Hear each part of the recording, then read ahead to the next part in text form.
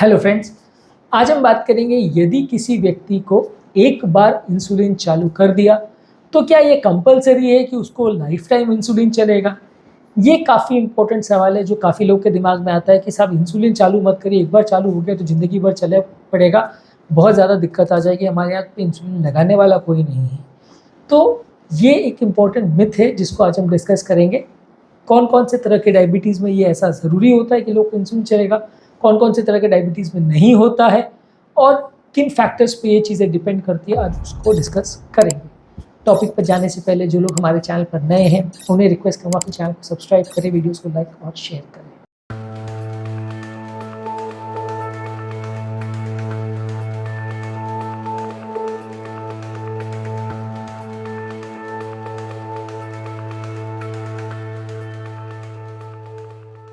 Usually अगर किसी patient को टाइप 1 यानी बचपन में होने वाला डायबिटीज़ है तो वैसे पेशेंट को इंसुलिन एक बार चालू हुआ तो लाइफ टाइम चलेगा, क्योंकि ये पेशेंट्स की बॉडी में इंसुलिन बनने का सिस्टम खराब हो जाता है। तो ये पेशेंट्स को तो कोई चांस नहीं है कि एक बार चालू होने के बाद वापस ये टैबलेट्स पर आ जाएंगे, ऐसा यूजली नहीं हुआ, क्योंकि इंसुलिन बन ही नहीं रहा है बॉडी में, तो टैबलेट्स पर आने का सवाल पैदा नहीं होता है। इससे ज़्यादा कॉमन है टाइप 2 यानी अडल्ट वाली डायबिटीज़, जो ज़्यादातर उम्रदराज पेशेंट, मोटे लोग को ज़्यादा होता है। ये डायबिटीज़ में ऐसा कंपलसरी नहीं है कि पेशेंट को अगर एक बार डायबिटीज़ के लिए इंसुलिन चालू कर दिया तो पेशेंट को लाइफ टाइम लेना पड़ेगा। बहुत सारे फैक्टर्स हैं जो इसको इन्फ्लुएंस करते हैं, लेकिन अगर इंसुलिन चालू कर दिया तो काफ़ी चांसेस है कि पेशेंट वापस से अपने कंट्रोल को अगर गेन कर लेता है तो इंसुलिन का उपयोग कम हो सकता है या वापस टैबलेट्स पर जा सकता है। कई बार क्या होता है, कोई स्ट्रेस की वजह से, चाहे इन्फेक्शन है, चाहे हार्ट अटैक है, चाहे किडनी का प्रॉब्लम है, बॉडी पे कोई भी तरह का स्ट्रेस आने से सडनली इंसुलिन लेवल कॉम्प्रोमाइज़ हो जाता है और पेशेंट को इंसुलिन पर आना पड़ता है। लेकिन अगर वो वापस से अपने कंट्रोल को इम्प्रूव कर लेता है, अपने वजन को कम कर लेता है, अपनी लाइफस्टाइल को चेंज कर लेता है, अपनी डाइट को चेंज कर लेता है, एक्सरसाइज बढ़ा देता है, तो ये सारी चीज़ें करने से वापस से उसका कंट्रोल इम्प्रूवाइज हो सकता है। और ये सारी चीज़ें करने से वापस से उसका शुगर के लिए टैबलेट्स पर कंट्रोल मेंटेन किया जा सकता है, इंसुलिन की रिक्वायरमेंट खत्म की जा सकती है। इसलिए टाइप 2 डायबिटीज़, जो कि ऑलमोस्ट 80-90% डायबिटिक पेशेंट्स को टाइप 2 ही होता है, उसमें मान के चलिए कि इंसुलिन चालू कर दिया तो ज़रूर एक बार आपको कुछ दिनों के लिए ज़रूर लेना पड़ेगा, पर ऐसा कोई कंपलसरी नहीं है कि आपको वो लाइफ टाइम लेना पड़ेगा। बहुत सारे इसमें ऐसे पेशेंट्स हैं जिनको कोई कारण से कंडीशन बिगड़ती है, फिर बाद में इंसुलिन की रिक्वायरमेंट अपने आप ख़त्म भी हो जाती है और उसके बाद कई सालों तक वो बगैर इंसुलिन के भी चला सकते हैं। हालांकि उसके बाद कभी कभार ऐसा हो सकता है कि वापस तुरंत इंसुलिन की रिक्वायरमेंट जल्दी हो जाए। ये सारी चीज़ें क्या है, केस टू केस वेरी करती है, किसी में जल्दी होता है, किसी में लेट होता है, किसी में इंसुलिन थोड़े दिनों के तक चलती है, किसी में लाइफ टाइम चलती है। ये सारी चीज़ों को गारंटेड कह पाना मुश्किल है, लेकिन आप मान के चलिए कि एटलीस्ट 80-90% पेशेंट्स में थोड़े टाइम में वापस कंट्रोल रिगेन किया जा सकता है, वापस टैबलेट्स पर पेशेंट को स्विच ओवर किया जा सकता है। कंपलसरी नहीं है कि पेशेंट को लाइफ टाइम इंसुलिन लेना पड़ेगा, केस टू केस वेरी करेगा। मान लीजिए सब चीज़ें उसने अच्छी कर ली और अपना कंट्रोल इम्प्रोवाइज कर लिया तो वापस वो कुछ सालों तक टैबलेट्स पर चला सकता है, और अगर नहीं कर पाता है तो इंसुलिन लेना आवश्यक हो सकता है। इसको पहले से प्रेडिक्ट कर पाना मुश्किल है, पर हाँ ये मान के चलिए कि जहाँ क्लियर कट स्ट्रेस है, जैसे हार्ट अटैक के पेशेंट को आपने इंसुलिन पर रखा,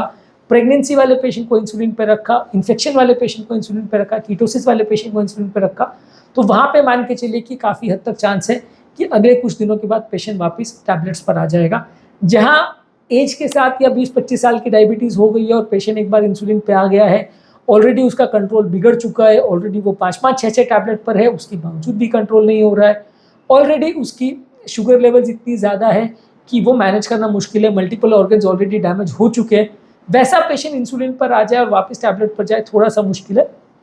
क्योंकि वो टैबलेट्स के ऑप्शन को ऑलरेडी बहुत यूज़ कर चुका है और तब तक ऑलरेडी पैनक्रियाटिक सेल्स बहुत ज़्यादा मर चुके होते हैं, इंसुलिन प्रोडक्शन बॉडी में ऑलरेडी बहुत ज़्यादा कॉम्प्रोमाइज़ हो चुका होता है। तो वैसे केसेस में ज़्यादातर मान के चलिए कि पेशेंट इंसुलिन पे आएगा तो वापस टैबलेट्स पर जाना थोड़ा सा मुश्किल है, संभव उनमें भी है लेकिन थोड़ा मुश्किल है, केस टू केस वेरी करेगा। लेकिन हाँ, जिनमें अक्यूट कोई स्ट्रेस की वजह से हुआ है, कोई प्रॉब्लम इन्फेक्शन की वजह से हुआ है, अटैक की वजह से हुआ है,